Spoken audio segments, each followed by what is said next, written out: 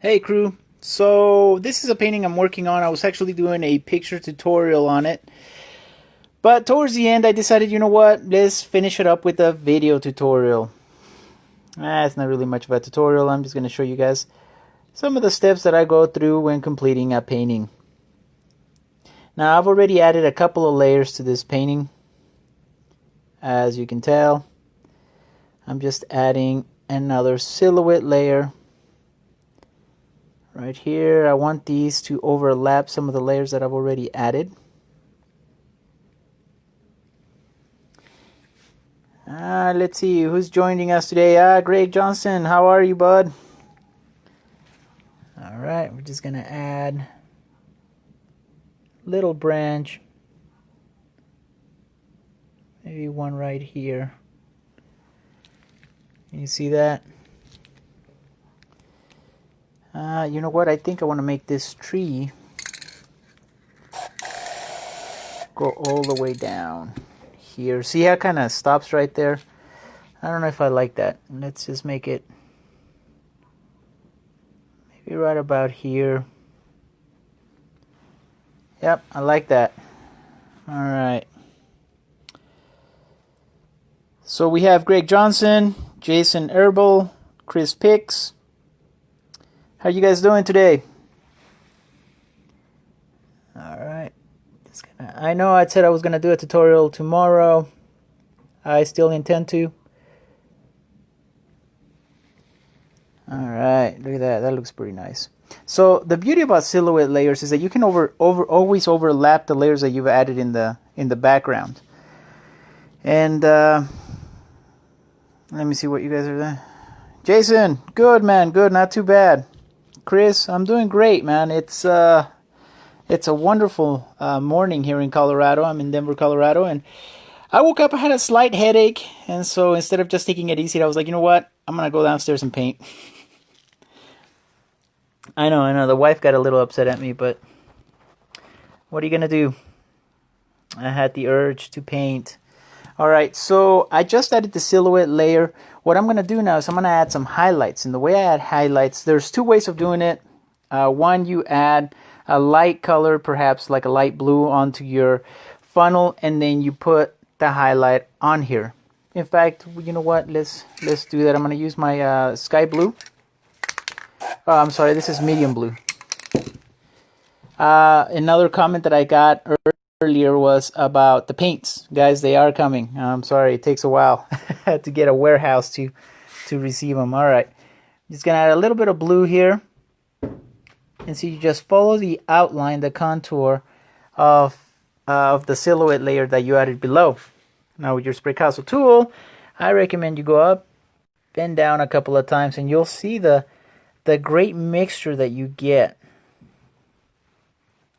Go up and down a couple of times. You want some of that black to mix into that blue, and you get this marbleized effect. I don't know if it can focus on there. Let me see. Can you guys see that very well? Yeah, I'll try not to. I noticed that earlier. I started going a little bit too far to the left, and I started losing signal. So I'm just going to move my painting a little bit to the right here, and hopefully we won't lose signal. If I lose signal, guys, I promise you I'll come back online as soon as possible. So I use this tool to mix my paint and to blend it together. So I hope you can see. I know that the light is reflecting it, but you should be able to get an effect similar to that one right here. See how it's very marbleized? Now if you really want to add some accents to this, you can add, again, a little bit of blue. And you can use, once again, handy dandy Spraycasso tool here. These are very nifty. I highly recommend them. Not just because I make them, but because if you can find something that's similar out there, I definitely invest in it. You'll see that you'll be able to do a lot of neat effects with it. See, here we're just adding some accents to our tree. This is like highlight accents. You'll still be able to see them. They'll show very much like this tree back here. I wish it wasn't so reflective so you guys can see it a little bit better. How's that?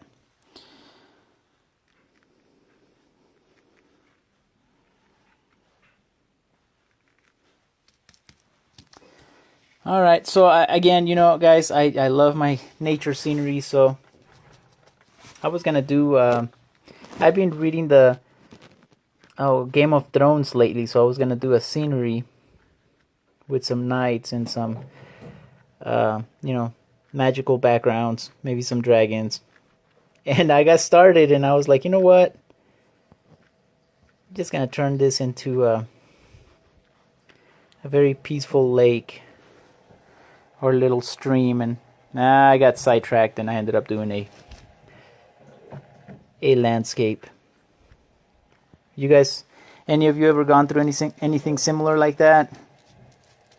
You know what you want to do, and you get started, and eventually somehow you get sidetracked and end up painting something completely different. Let's see what everybody's saying here. Hey, Jeremy Wayne, how are you, bud? Thank you, sir. I appreciate it. Yeah, Greg Johnson, rocking the Spraycasso funnel. Absolutely, man. I love it. I mean, you're just able to create so many more finer details, like the branches, the trees. Let's see what else. Randy, how are you? All right, so let's continue. Now, I added a little bit of moss. I wanted to do the moss effect here on some of these trees and some of these rocks. And the way I did that is I have a lime green. Now this sucker was really hard to make. I kept getting different shades of like dark green, and finally we came up with it. We call it parrot green, actually. I'll still call it lime green though, cause yeah. All right, just gonna tear a piece of sea sponge.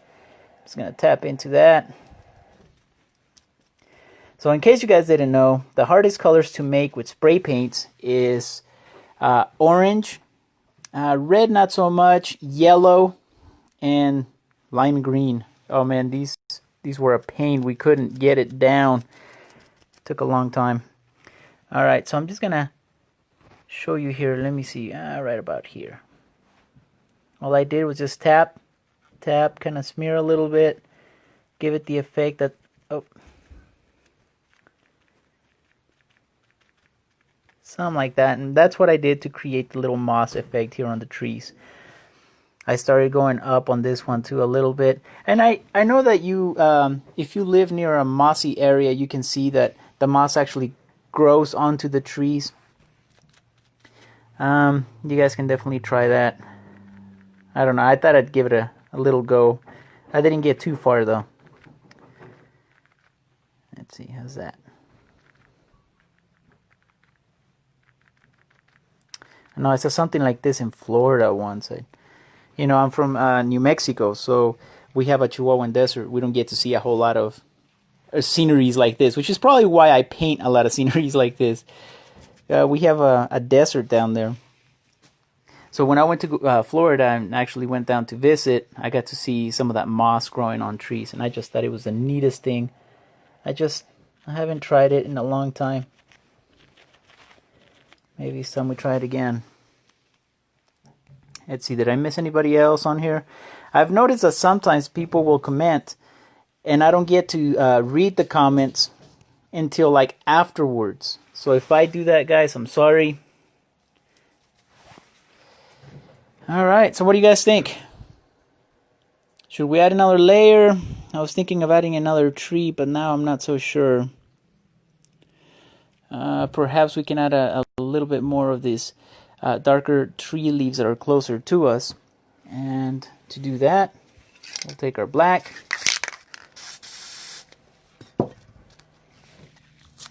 Add a little bit of sea sponge.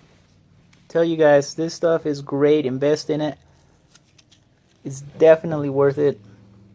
I get this question asked a lot, and I always think it's funny because I'll answer it and I'll say, oh, I get sea sponge. People will say, how do you do those tree leaves? Oh, I do sea sponge. We don't like using sea sponge. Well, I don't know what to tell you. That's what I use. Sometimes there's no winning. But sea sponge, guys, that's what I use. I use it for everything. My grass. You can create hair strands with this. Let me see if I can get a piece of paper here and see, it creates very fine lines. So if you do grass, you can actually do like little flowers on top of it, top of the grass. This is also the same techniques that I use for creating fur on animals. Neat stuff, I'm telling you. Alright, I'm just going to add a little bit more right here. And I'm trying to do this while looking at the phone because I don't want you guys to miss how I do this. Alright, let's wait for the camera to focus a little bit. There we go. Try not to saturate an entire area with just like tree leaves. Leave some spaces. I've noticed that that gives it a little more realistic to your realistic effect to your paintings.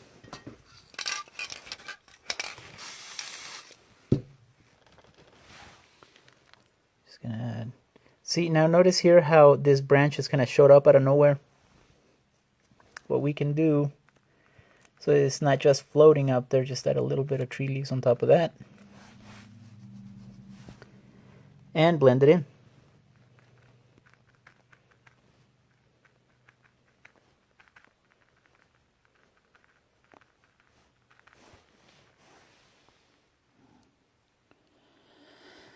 Alright, now I wanted to give this tree the effect that it was kind of broken.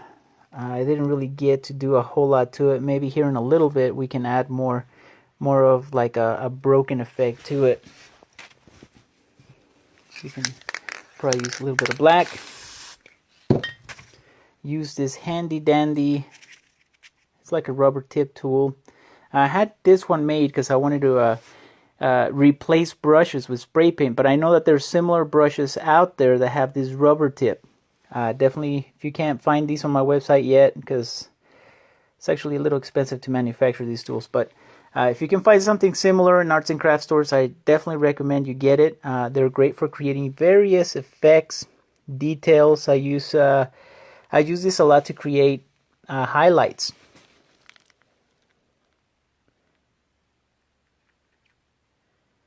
Let me give it a little more jagged effect, and you can always come back over here and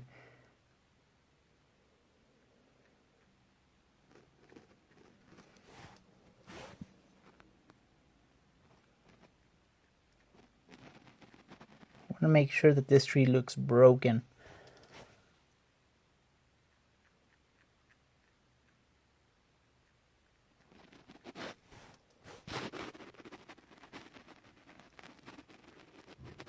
Okay, now to complete this effect, I'm going to wait for it to dry a little bit. And I'm going to come over here and I'm going to add some highlights right around this edge.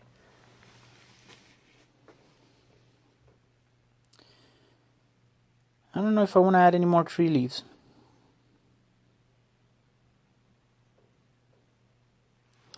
Alright, let me see what everybody's saying. Mr. Ryan Welter. Alright, so we actually have quite a few of the spray painters, which we're going to sponsor. We're going to give them some spray paints. Ryan Welter, Chris Picks. Let's see who else is on here. Chris Reyes, how are you? Marco Vera, or Vara. Tanya. Well, welcome everyone. Yeah, I should have done this earlier. I should have actually started recording earlier, but I was going to do a picture tutorial and just going to show the steps. It's sometimes a little bit easier to do a tutorial than a video tutorial, because with a picture tutorial, I don't talk as much, right? I just get to painting and just take pictures as it progresses. But I figured, why not? Now, hey Larry, I just noticed your comment. What sponge do you use? I'd be interested to know. Now these little tools, you can create some pretty realistic looking grass strands here. And I use these a lot to give the effect of shadows in the water. So you just kind of blend those together. And it kind of gives you a translucent effect. Now you can always go back over it, add a little bit of white and kind of blend them together some more. Or you can use some clear coat.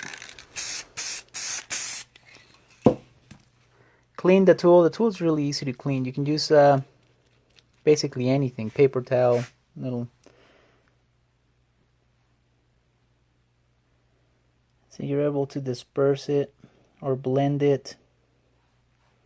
And this is what I use to create my more realistic water effects around the edges around plants. You can use a little bit of white.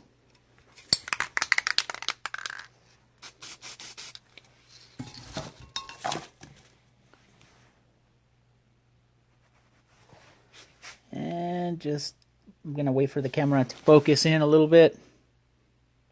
Come on. All right, right here. I'm just going to add a little bit of white here. And it's the finer details that you add to your painting that just make it pop out a little bit more. This will separate your water, your shadows, and it'll give you the ripple effect. Now, if you get a line that's a little too white like that one, you can always go back and use some clear coat. Clean your tool. And go back in here and disperse it a little bit.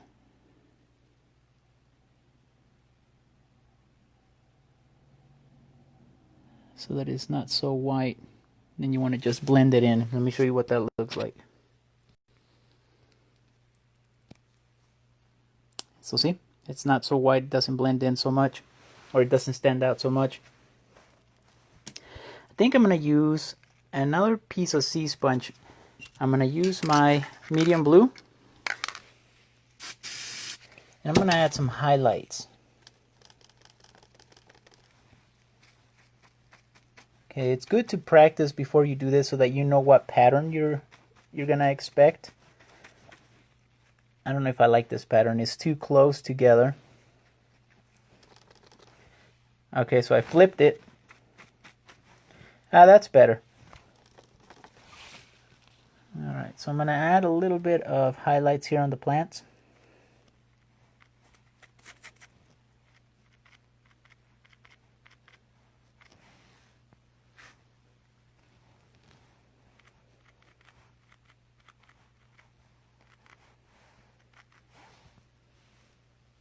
Maybe some right here. So it's important that you work with layers. Once I created that plant life, I kind of stepped back a little bit and started working on something else. And then towards the end, you can come back and kind of notice what needs highlights and where. And you can start working in layers, you know, bringing it home, as I say, bringing it to the viewer. Let me see if I'm missing anybody's comments here. Larry, is it a natural sponge or is it like a human-made, you know, like for washing dishes sponge? I'm always interested because I've used, look, see, this is a synthetic sponge, and this one gives me a pattern that it's too close together. It's too condensed. So different sponges will give you different effects.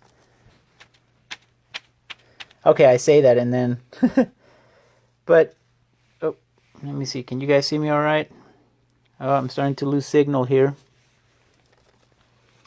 For the most part, I've noticed that man-made sponges give you a very condensed, very tight-knit group of a pattern. So I prefer this one, but I mean, there's many ways to skin a cat, right? Alright guys, well, I think I'm going to call it a day on this one. My hand's a little tired from holding the phone. But thank you guys for joining me today. I will definitely, I said I would do one tomorrow, so we'll do a live tutorial tomorrow, probably around 3 p.m. Mountain Time. I'm in Colorado. But there you guys have it. Tomorrow we'll start one from scratch. Okay, did I miss anybody here? Alright, crew. Well, I'm going to call it a day. Until next time, thank you guys for joining us. Ryan, Ryan, Chris Picks, I gotta get back with you guys. We gotta, I'll send you guys a PM so we can talk about the sponsorship. Alright guys, until next time, keep those cans shaking.